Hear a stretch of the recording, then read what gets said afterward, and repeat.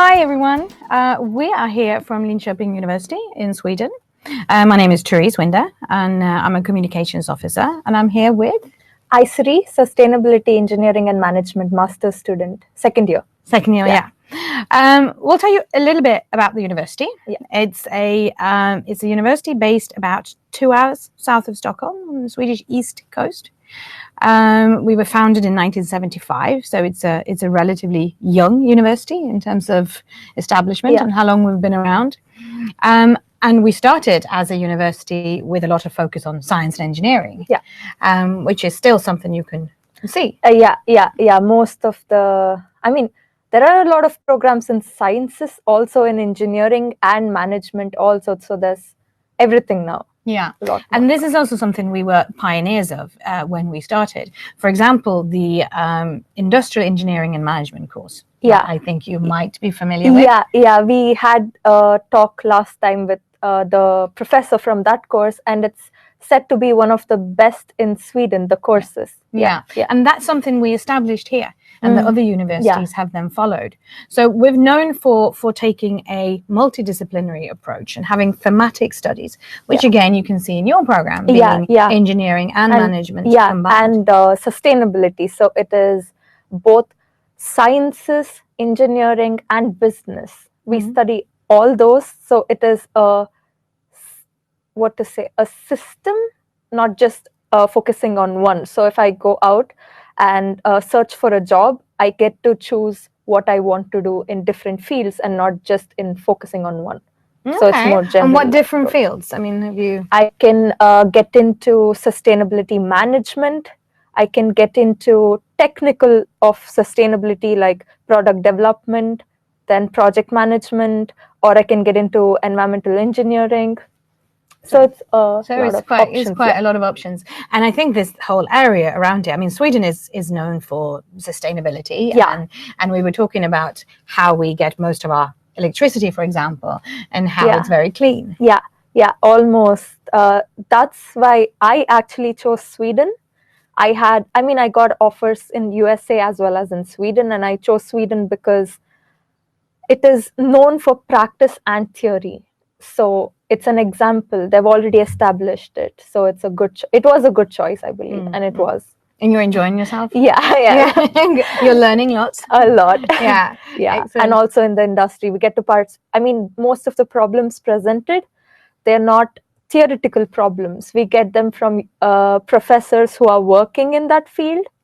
So what research they are doing, we get a part of that to solve in our courses. Okay, so it's very hands-on and it's very current. And, So you're not just sitting in a kind of academic bubble and not being... No. Yeah, excellent. So is that how come you chose this program and Sweden? Was it because of these? Yeah, when I had choices, also because, like I told, they do it in practice. So it's given that they are good at it. Then one more reason was I had more choices, as in other nations, it was more focusing on one thing. It was environmental engineering or ecology engineering, something like that. But here it was sustainability. So I get to choose from so much. I'm learning so much more. So if I want to specialize, I can specialize again. Yeah, and I think that is a common theme across a lot of our science and engineering programs, that you have the sustainability. I was speaking to the program director of material science and nanotechnology the other day, and they were also looking very much at sustainability. Yeah. And I think making not just today's world a better place, but also coming up with the solutions for the challenges that we are facing. And I think this whole region we have a lot of sustainable industry, the fact that we burn our rubbish and it becomes fuel, for example. And also it's not toxic, which was the question I had when I came here. How is it not toxic? Yeah. Have you found an answer to it? Actually, the technology that they've developed is in such a way that they actually remove the toxic material before they burn it. So there is also in the university, there is Liu Innovation, where they encourage students who have ideas to develop it, make it into a company. And we have Leo Impact Factory. You can go check that website out. We actually have an example. We had 2 students graduated a few years ago, and they created an app. They're two guys from India, and they created an app that enables. It's mainly to be used in a healthcare setting. Oh, it's called Worldish. Worldish. And Worldish, exactly. And so that you can help the healthcare professionals to instantly understand what a patient. Even any language. Exactly. So it translates, and it's being trialed in lots of clinical settings. So it isn't just about studying, it's also about applying, and if you want to build something out of it, you get total support. Here. And what about studying in terms of the actual combination of lectures, seminars? So it is a lot of self-study, but first we have lectures, and it's all planned like 6 months before it even starts. So you know when what lecture is, and you have a set of literatures that you can go through before the lectures or after the lecture. So it is like there's a framework given by the professor. You follow it, you study by yourself, you have projects. So every course with the lectures, they follow up with projects. So like the problem I was telling, the professors present the problem, you work on it based on the lectures as guidance and the literatures as base. So practical plus theory. Practical. And is it you have to be quite focused and plan ahead and very structured? It's very structured. Like I told, it's 6 months before itself, it's already there. So you know what classes you're taking, so be prepared for that. And also the courses you're taking, you have so many choices. Take what is useful for you. So industrial, they have innovation management, they have supply chain, they have so many other things. So you get to choose, and you get to plan your own career. And even the theses, no one is going to come and tell you, do this, do that. You do it according to your choice and how you want to plan your career. I think what we are going to have a quick look at, we have some slides, and let's have a look, because it'll give you a little bit of an idea of here we go.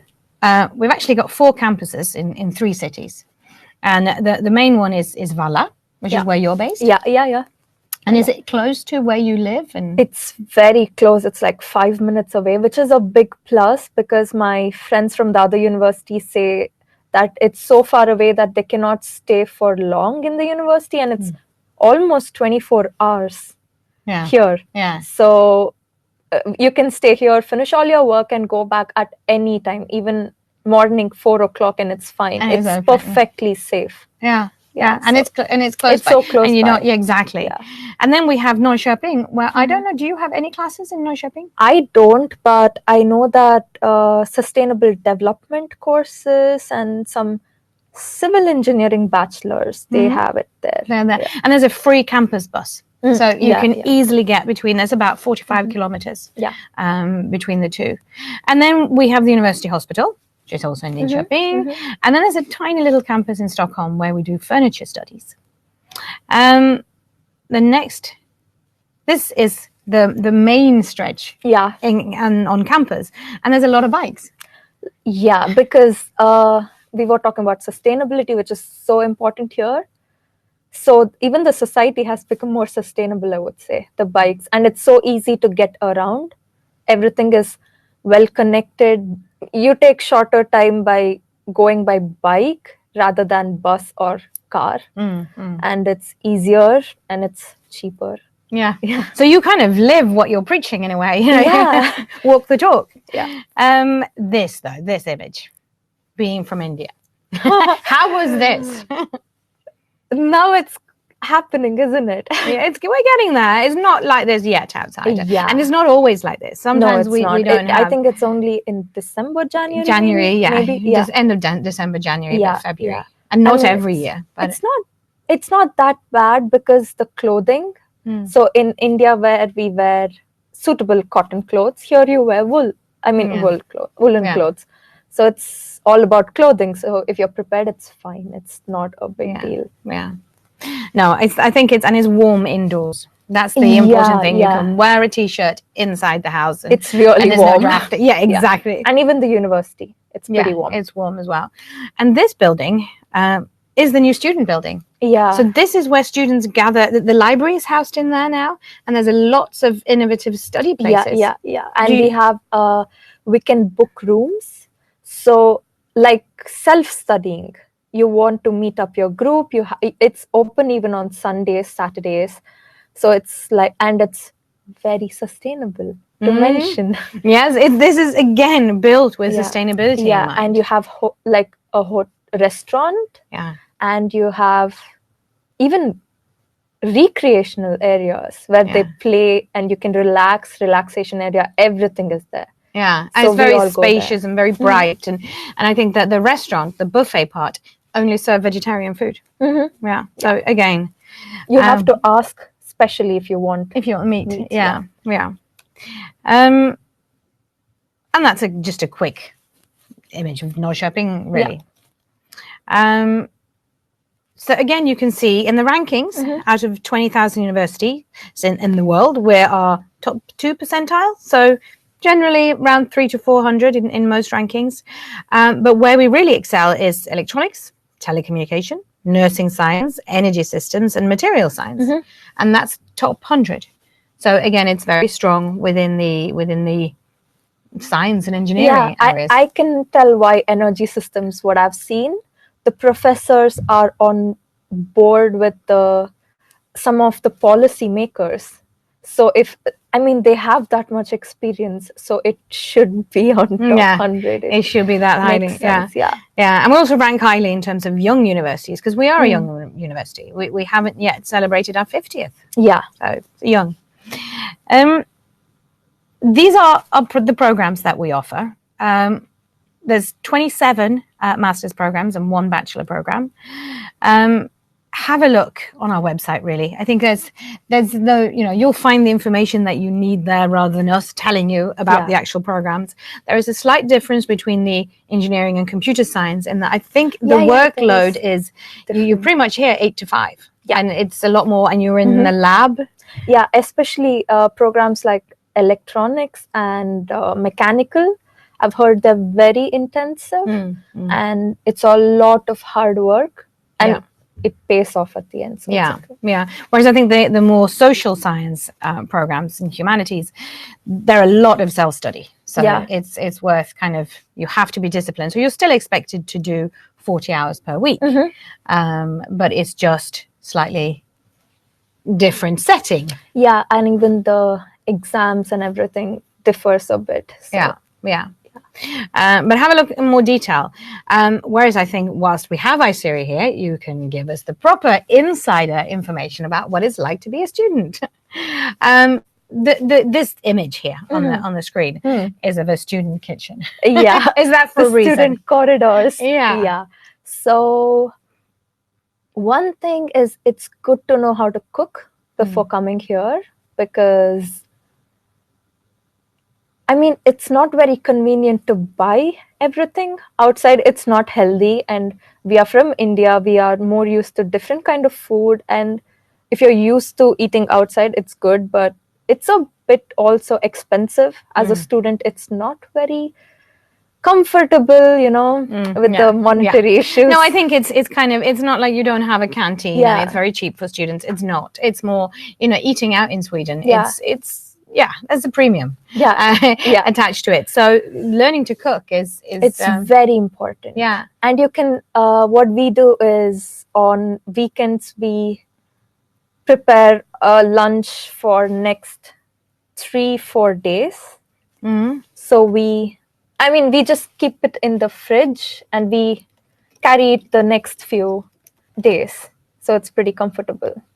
Yeah, and I think the nice thing about living in a corridor is that because there's students from all kinds of nationalities, you actually get together and you cook and you have like international. It's like we do it every other weekends. We have these gatherings with everyone participating in, and we get to share our cultures, our experiences. So much knowledge goes around in these parties. Yeah.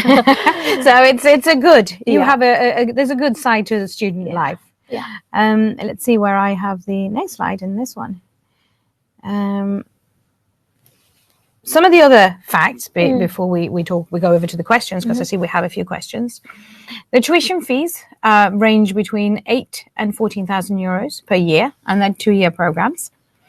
The living cost is estimated at about 8,000 euros per year, and that's what the migration board requires. So, in order to renew the visa. And again, we do have some scholarships, but they are limited to. They're limited, and they usually cover 50% of the fee as well. So tuition fee waivers, really. But I would say in India we usually get loans, so we can apply for loans, education loans, before you come here. So it's not very hard to get those loans because most of us are here on loans. So that's how it works. But it's worth applying for a scholarship, giving it a go. And to do that, you have to list in the Swedish university website Linköping as the first choice if you want to apply for a scholarship. So when you apply by the 15th of January, you can apply for up to 4 programs, and you have to rank the one you're interested in as number 1. And you also have to apply on time. And then you can apply for a scholarship once you've been admitted. But again, it's a national application system, universityadmissions.se. They have heaps of information, really useful, Q&A, have a look, because it's the same across the nation. And these are useful links. So have a look, again, degree studies, look at our website, check out the programs in depth, have a look at the specific requirements. They're really, really important that you have a thorough grasp. But then you have Facebook and Instagram and the student blogs, and that's when you can find out what students really think. And you can ask questions there. We have student ambassadors who come up. I mean, every week they're there. You just type in a message on Instagram and they'll answer you right away. Yeah, exactly. So, and that's when you can really find out, what is it like to study? What's the workload like? And, how does it work, this kind of thematic studies, and the fact that you mix disciplines? And it's really easy to get information. It's not like you have to wait for someone to email you back. You just get all the information. Right. Let's see. New messages. How easy it is for a civil engineer to get a job after a master's in Sweden? Civil engineer in India, we are building engineers. So I think it's slightly different. In Sweden, it's kind of a civil engineer who builds things. You can get a job depending on what kind of engineering background you have. It's useful to learn Swedish. For civil engineering in this context. Exactly. And I also came across thesis programs with Volvo and so many other companies for civil engineers, and they hire international students. So I don't think it's that bad. No, but other engineering, I think it's the field to be in, really. To be able to get a job. I know a lot of our students have ended up with Volvo, Scania, and ABB. So it's a lot of research actually going on in that topic. Exactly. And aerospace engineering, that is Linköping is a good place to be. They say it's one of the best. It's kind of seen as the aviation capital of Sweden. We have Saab Aerospace, which is based here in Linköping. They build fighter planes. So a lot of the other companies and industries that have kind of popped up around Saab feed into that. So even if you're not working with Saab, for example, you can work with a smaller company. They have new industries coming up for electrical aerospace. But there's a lot of aerospace kind of related jobs. It's a lot of engineers in this town. And I've heard the program is very, very good. I have a lot of friends Indians studying in that. I think it's one of our most popular. And I know one guy, he was actually Spanish, but he ended up getting a job for Airbus in Spain. Oh. Yeah, in Madrid. Oh yeah, it's quite impressive. PhD courses. Okay, also require national eligibility test like Yeah. GATE. I think so. We don't have, it's a kind of two questions, I think, in this. PhD is a job, so it's not a PhD course that you study. Yeah, and you get paid for that. Exactly. It's a job rather than a study program. Exactly. Yeah, I mean, I work as a research assistant for a PhD student here. So they have to attend conferences. They work. Yeah, they have to give classes, I think, as well. And when it comes to eligibility, we don't have particular. No, we don't have that. So it's you send in your academic transcripts, but it's when IELTS, isn't it? IELTS, but then if you can be exempt if you've done your bachelor's, master's in English. Exactly, you can make exactly, and you have to have a 4-year engineering bachelor. The application deadline is 15th of January.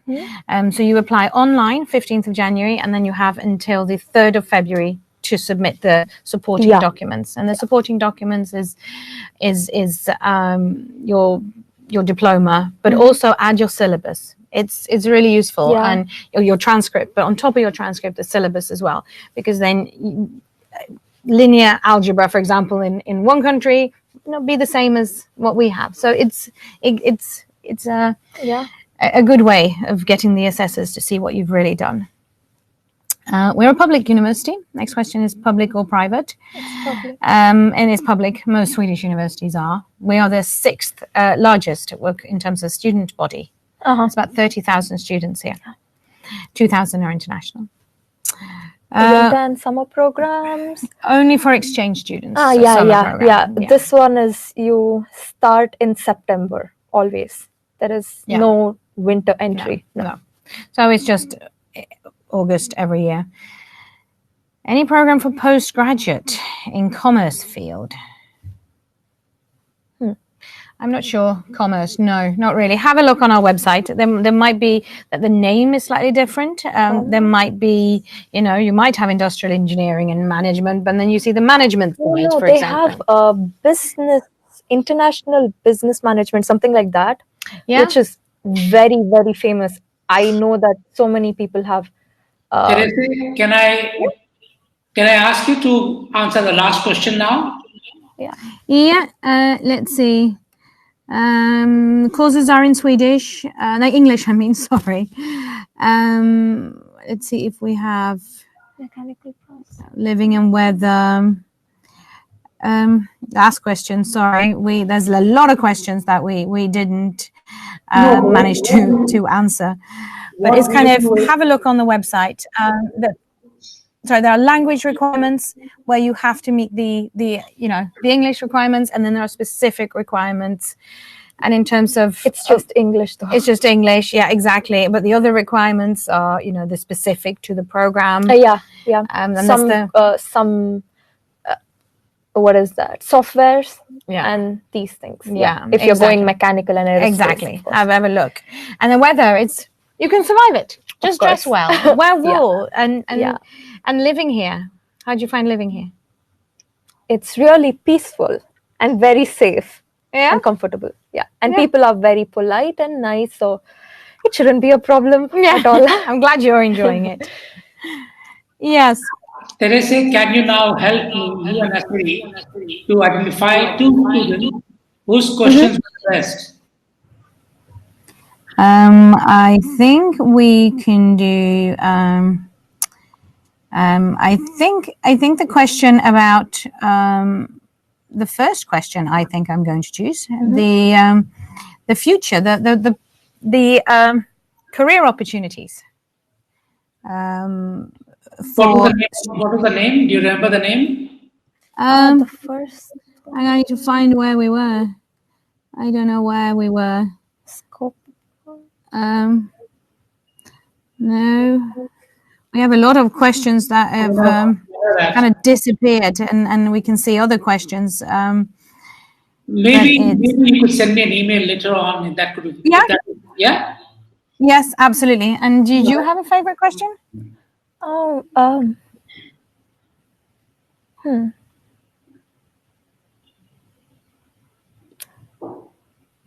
Yeah, actually I found it. It's from Harish Malik. What is the scope of civil engineer of getting a job after masters in Sweden? Great. So, Harish, you have won a online shopping coupon, and which is the second one? yeah. Nazifa? Yeah. About the PhD and eligibility tests like GATE. Yeah. Okay, thank you very much, Therese and Aisiri. I liked your way of presenting. It was a very interesting presentation. Thank Really, you. you were a model presenter for us actually.